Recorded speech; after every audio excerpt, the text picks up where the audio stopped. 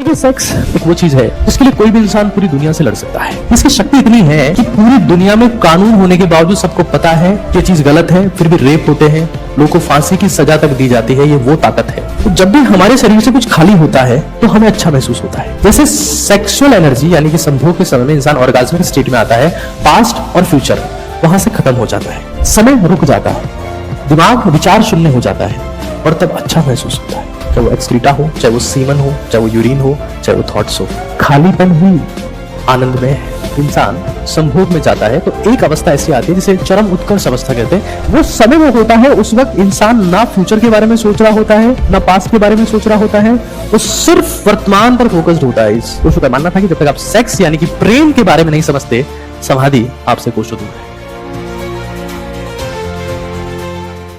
हमारे सम्मानीय व्यक्ति भगवान रजनीश ओशो की बात मैं करने वाला हूं।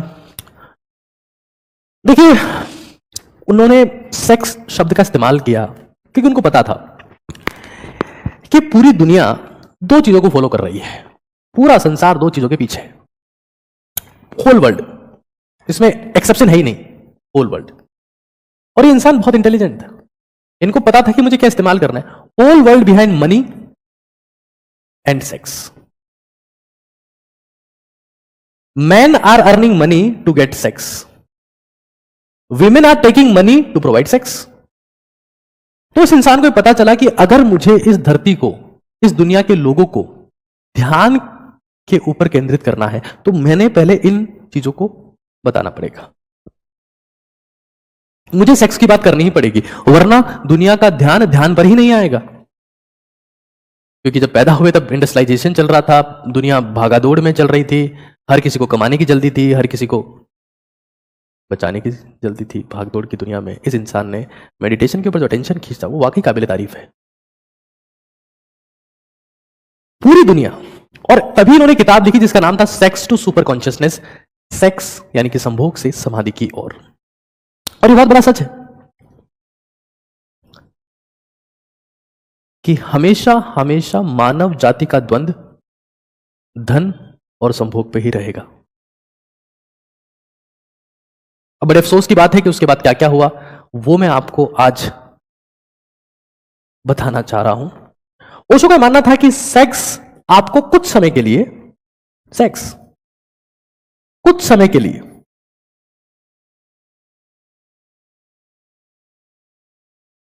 समाधि महसूस करवा सकता है, यानी कि सुपर कॉन्शियसनेस महसूस करवा सकता है। ये इनका मानना था। सेक्स, इनका मानना है कि ऑर्गाज्म, जब कोई सा भी इंसान संभोग में जाता है तो एक अवस्था ऐसी आती है जिसे चरम उत्कर्ष अवस्था कहते हैं। हिंदी में इसको चरम उत्कर्ष कहते हैं, अंग्रेजी में ऑर्गाज्म कहा जाता है। वो समय वो होता है, उस वक्त इंसान ना फ्यूचर के बारे में सोच रहा होता है, ना पास्ट के बारे में सोच रहा होता है, वो सिर्फ वर्तमान पर फोकस्ड होता है। इस वेरी जॉयफुल स्टेट, ऑर्गाज्मिक स्टेट उसको हम लोग कहते हैं।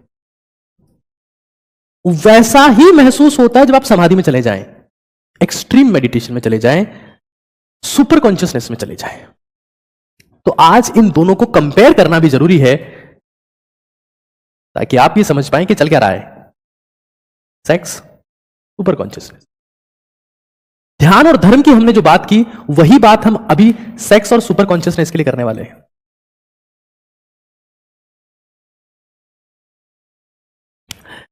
देखिए, बड़ी इंटरेस्टिंग बात है कि ओशो ने सेक्स के बारे में बहुत ओपन बात की और उनको कई लोग सेक्स गुरु भी कहने लगे और इसलिए कई कंट्रोवर्सीज भी होने लगी। आप बिलीव नहीं करेंगे कि ओशो ने जो रजनीशपुरम बनाया था अमेरिका में, वहां पर ओपन सेक्स था। और मां शीला, जिसके लिए कहा जाता है कि वो ओशो की मित्र थी, जब वो 16 साल की थी तब से ओशो के कांटेक्ट में थी, उनका खुद का कहना है, वो भी रिवील करती है, जिंदा है, वो कहती है कि रजनीश के कई महिलाओं के साथ में सेक्सुअल रिलेशंस थे। इतना ही नहीं, वो ये भी कहती हैं कि ओशो के आश्रम में आने के बाद कई लोगों को अद्भुत अतुल्य महसूस होने लगता था, क्योंकि उनको बिना बताए कुछ ऐसी दवाएं दी जाती थी जिससे वे शांत महसूस करें। और वहां ओपन कल्चर था, कोई किसी के साथ भी सेक्स कर सकता था। ओशो का मानना था कि जब तक आप सेक्स यानी कि प्रेम के बारे में नहीं समझते, समाधि आपसे कोशों दूर है। ये ओशो का स्टेटमेंट था। साथ में इतना ही नहीं, यह भी कहा गया कि ओशो अपने आप को ज्यादा शांत दिखाने के लिए कुछ ड्रग्स का इस्तेमाल करते थे, जिसमें एक वेलियम है और एक नाइट्रस ऑक्साइड है। ये मैं नहीं कह रहा हूं, नेटफ्लिक्स पर एक सीरीज आई है the wild wild country about Osho, और उसमें उन सब लोगों के स्टेटमेंट्स हैं जो ओशो के फॉलोवर थे, रजनीशपुरम में रहते थे। यह स्टेटमेंट तो मां शीला ने ही दिया है, जिनको ओशो ने नाम दिया था मां शीला। वो वेलियम लेते थे। वेलियम, बीइंग ए डॉक्टर मैं समझ सकता हूं, वेलियम इज डाइजेपाम। डाइजेपाम एक बेंजोडाइजेपिन डेरिवेटिव है, जिसको जब आप लेते हैं तो आप बिल्कुल शांत हो जाते हैं, बिल्कुल शांत हो जाते हैं। और आपने जब भी ओशो को कभी देखा होगा, सुना होगा, तो आप पाएंगे कि वो एक सामान्य इंसान की तुलना में ज्यादा शांत दिखते हैं। ये सिर्फ ध्यान का असर था या वेलियम का भी असर था, एक मुद्दा है। उसके अलावा ये नाइट्रस ऑक्साइड भी लिया करते थे, इनहेल करते थे उसको, क्योंकि तो गैसेस फॉर्म में ही होती है। ये भी आपको शांत करती है और आप दर्द रहित महसूस करना शुरू कर देते हैं। देखिए, जब भी आप किसी इंसान के बारे में जानना शुरू करें, हर किताब एक इंसान को रिप्रेजेंट करती है। हर इंसान एक किताब होता है, उस हर किताब में कुछ अच्छे चैप्टर्स होते हैं, कुछ बुरे चैप्टर्स होते हैं। हमें किन चैप्टर्स को पकड़ना है, कौन से अध्याय हमें चुन लेने हैं, उसके लिए पूरी किताब को पढ़ना जरूरी है। और मैं आज वो पूरी किताब आपके सामने लाने का प्रयास कर रहा हूं। अगर हम आधी चीजें पढ़कर छोड़ देते तो शायद गलती हो जाती है। ठीक है, अपार्ट फ्रॉम दिस ओशो ने कुछ इलीगल मैरिजेस भी करवाई। वो खैर एक बहुत छोटा मुद्दा है, उसके बारे में हम आगे डिस्कस करेंगे जब आपको और इस ज्ञान की जरूरत होगी। बट फिलहाल हम की पॉइंट पर आ जाते हैं, क्योंकि समय आपके पास में कम है। Sex and super consciousness. देखिए, सेक्स एक वो चीज है जिसके लिए कोई भी इंसान पूरी दुनिया से लड़ सकता है। आपने सुना होगा कि फला लड़का इस लड़की को लेकर भाग गया, फला लड़की अपने पूरे परिवार को जहर देके वहां से भाग गई। ये सेक्सुअल एनर्जी की ताकत है, काम ऊर्जा की ताकत है। और काम ऊर्जा की ताकत को हिंदू धर्म ने एक्सेप्ट करते हुए कामदेव नाम की एक शक्ति को नमन किया है। मतलब इस सेक्सुअल एनर्जी के लिए, काम ऊर्जा के लिए, कोई इंसान अपने पूरे परिवार को तबाह करके, जिन्होंने उसको जन्म दिया है, खत्म करके आगे बढ़ सकता है, पूरी दुनिया से लड़ सकता है। कुछ भी कर देंगे सनम तेरे लिए, ये सेक्स की ताकत है। खैर, सेक्स में किसी भी इंसान को आनंद आता है, ये एक प्लेजरेबल इवेंट है। यहां भी आनंद आता है। ओशो कहते हैं कि इसमें असीम आनंद होता है, असीम आनंद। मैं आपको सच बता रहा हूं, इस धरती पर कुछ भी चमत्कारिक हो रहा है तो उसमें कहीं ना कहीं सेक्सुअल एनर्जी का बहुत बड़ा योगदान है। सुपर कॉन्शियसनेस यानी समाधि, मृत्यु की बात मैं नहीं कर रहा हूं। ओशो कहते हैं कि इसमें भी टाइमलेसनेस, ऑर्गाज्म के समय में टाइमलेसनेस और ईगोलेसनेस महसूस होती है। जब इंसान को लगता है कि इस धरती पे कोई नहीं है, सिर्फ मैं ही हूं, समय उसके लिए रुक जाता है। वो ना भूतकाल की चिंता करता है, ना उसको पश्चाताप होता है, ना उसको एंग्जाइटी होती है। उसी समय में वो खो जाता है। आपको पता है इसकी शक्ति इतनी है कि पूरी दुनिया में कानून होने के बावजूद सबको पता है कि चीज गलत है, फिर भी रेप होते हैं, लोगों को फांसी की सजा तक दी जाती है। ये वो ताकत है। अब इसी ऊर्जा को अगर कंस्ट्रक्टिव फॉर्मेट में यूज किया जाए तो सोचो कितना बड़ा चमत्कार कर सकती है। जब इंसान अपनी मौत से भी खेलने को तैयार है इस ऊर्जा के प्रवाह के लिए, क्योंकि उसको लगता है कि ऊर्जा का प्रवाह एक ही तरफ हो सकता है। जबकि सच यह है कि किसी भी चीज का फ्लो बाई डायरेक्शनल होता है, द्विमीय होता है। ओशो कहते हैं कि सुपर कॉन्शियसनेस भी टाइमलेसनेस है, मतलब आपको समय काल महसूस होना बंद हो जाता है और आपका घमंड, आपका ईगो, आपकी प्रतिष्ठा, आपका पद शून्य हो जाता है। और इसलिए आप देखते होंगे कि जब इंसान सेक्सुअल एनर्जी के कंट्रोल में आता है तो वो पद और प्रतिष्ठा को भी भूलने को तैयार होता है। जो चीज उसने सालों सालों मेहनत करके कमाई है वो उसको भी खत्म करने को तैयार होता है। ये सेक्सुअल एनर्जी की पावर है। लेकिन दिक्कत क्या है? जब भी आप सेक्स करते हैं, जब भी आप सेक्सुअल एक्टिविटी में इन्वॉल्व होते हैं, तो आपकी एनर्जी कम होने लगती है, क्योंकि आपकी एनर्जी किसी और में फ्लो हो रही है। क्योंकि आपको पता है सेक्सुअल कांटेक्ट में ऑब्वियस सी बात है, दो लोग आपस में इन्वॉल्व रहते हैं, तो आपकी एनर्जी कम होती है, एक इंसान से दूसरे इंसान में ट्रांसफर होती है। सुपर कॉन्शियसनेस में आपकी एनर्जी बढ़ती है।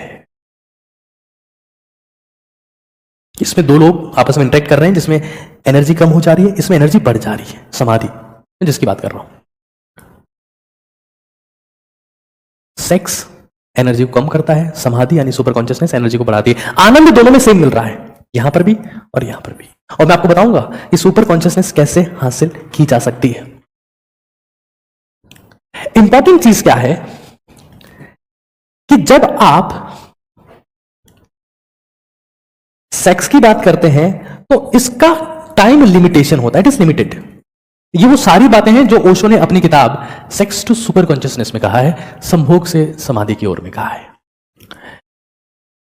इसका टाइम लिमिटेड है, जबकि आप अनलिमिटेड फील कर सकते हैं। कोई भी इंसान अगर अपने काम में रस ले रहा है, अपने कार्य में रस ले रहा है, पूरी शिद्दत के साथ में, पूरे समर्पण के साथ में, तन्मयता एकाग्रता के साथ में अपने काम को कर रहा है, तो वो इंसान समाधि में है।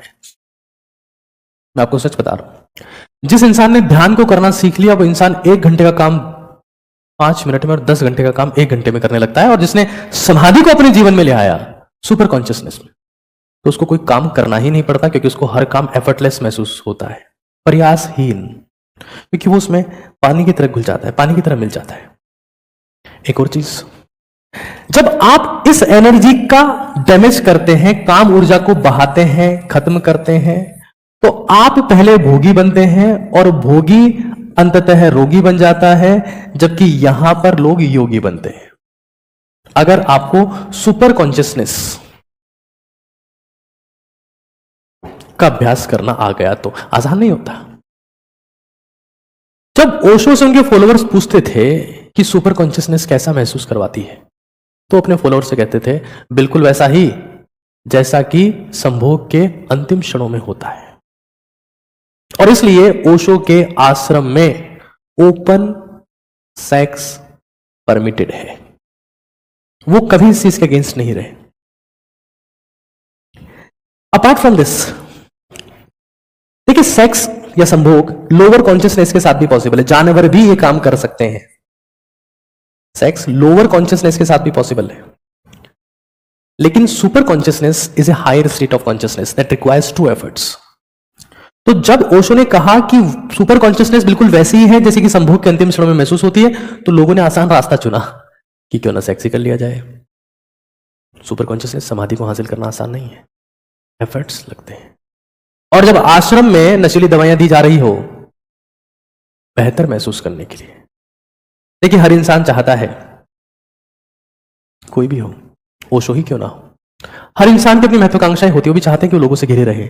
लोग वहां कब रहेंगे? जब उनको बेहतरीन महसूस होगा। बेहतरीन कैसे महसूस होगा? जब उनमें केमिकल चेंजेस आएंगे। अगर वो मेडिटेशन नहीं कर रहे हैं, ध्यान नहीं कर रहे हैं, तो उनको आनंद कैसे आएगा? तो कुछ केमिकल इंडक्शन भी किया जा सकता है, कुछ दवाइयां भी दी जा सकती है, और ऐसा किया गया था। लोअर कॉन्शियसनेस मतलब ये काम एनिमल भी कर सकते हैं, जानवर भी कर सकते हैं। बहुत इंटरेस्टिंग बात एक बार आपको मैं बताता हूं, बड़ी इंटरेस्टिंग बात है कि इंसानी शरीर ये हायर स्टेट ऑफ कॉन्शियसनेस के साथ ही संभव है। आप ये देखेंगे कि हमारे शरीर में जब कुछ भी रिलीज होता है, बाहर की ओर जाता है, कुछ भी रिलीज होता है बाहर की तरफ जाता है। सिंपली आप शौचालय का इस्तेमाल भी कर रहे हैं, टॉयलेट ही जा रहे हैं, तो जब भी हमारे शरीर से कुछ खाली होता है तो हमें अच्छा महसूस होता है। क्या आप इस बात से एग्री करते हैं? मैं आपकी चट्स पढ़ रहा हूं। जब भी खाली होता है हम अच्छा महसूस करते हैं। जैसे सेक्सुअल एनर्जी यानी कि संभोग के समय में इंसान ऑर्गाज्मिक स्टेट में आता है, तो भूतकाल और भविष्यकाल, पास्ट और फ्यूचर वहां से खत्म हो जाता है, समय रुक जाता है, दिमाग विचार शून्य हो जाता है, और तब अच्छा महसूस होता है। इंसान के शरीर से जब कोई चीज रिलीज होती है, चाहे वो एक्सक्रीटा हो, चाहे वो सीमन हो, चाहे वो यूरिन हो, चाहे वो थॉट्स हो, उसे अच्छा महसूस होता है। खालीपन ही आनंदमय है। और वो यही कह रहे हैं कि तुम जब तक अपने विचारों से मुक्त नहीं हो पाओगे, तुम इसी दौड़ में घूमते रहोगे। तो यहां ध्यान है या धर्म है या आनंद है या असीम आनंद है या सेक्स है या सुपर कॉन्शियसनेस है। अगर जीवन में अपनी ऊर्जा को बनाए रखते हुए, अपनी ताकत को बनाए रखते हुए, अपनी त्वचा पर चमक को बनाए रखते हुए कुछ भी महान क्रांतिकारी काम करना है, तो आपको सुपर कॉन्शियसनेस का सहारा लेना पड़ेगा। ध्यान में जीवन जीना पड़ेगा। पूरे काम में रस लेकर करना पड़ेगा। क्यों? क्योंकि उसके बिना आप खुद की 70% जिंदगी को बर्बाद कर दोगे। जीवन समझ ही नहीं पाओगे, मौत वाली जिंदगी जीते रहोगे।